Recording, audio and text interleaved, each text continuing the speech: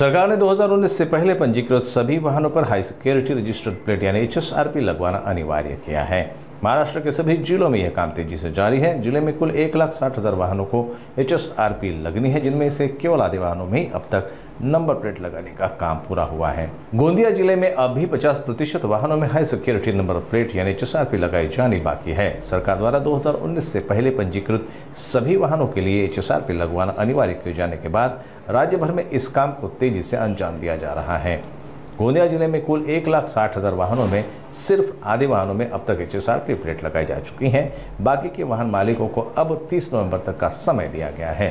इस तारीख के बाद जिन वाहनों में नंबर प्लेट नहीं होगी उन पर कार्रवाई की जाएगी।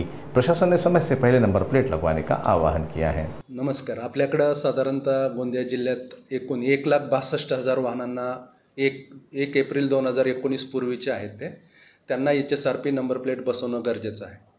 पैकी आपल्याला दिसतं इथं मी आता सिस्टमवर चेक केलं तर 80,000 ते पेक्षा जास्त वाहनांनी म्हणजे अर्ज आवेदन केलेले आहेत त्यासाठी आणि साधारणतः 42,000च्या आसपास वाहनांनी HSRP नंबर प्लेट बसवलेली आहे आणि जे ऑनलाईन ॲप्लिकेशन्स आहेत केलेले आहेत तर ते 81,000पेक्षा जास्त आहेत।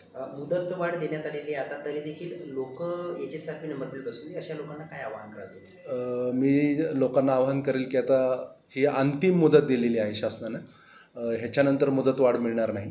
त्यामुळं आपण न चुकता 30 नोव्हेंबरच्या आत HSRP प्लेट आपल्या वाहनांना बसवून घेणं गरजेचं आहे, नसता दंडात्मक कार्यवाहीला सामोरं जावं लागेल। आणि त्याचबरोबर आम्ही वाहनधारक जे कामासाठी येतात म्हणजे शासकीय कार्यालयात आमच्याकडं कोणाचं हस्तांतरण असेल किंवा कोणाचं लोन उतरायचं असेल तर त्याकरता देखील आम्ही HSRP नंबर प्लेटला आवेदन केलं आहे की नाही याची खात्री करूनच आम्ही त्यांचं सेवा दिली जाते। ते देखील मग काम आम्ही थांबवू असं जर वेळ आली तर।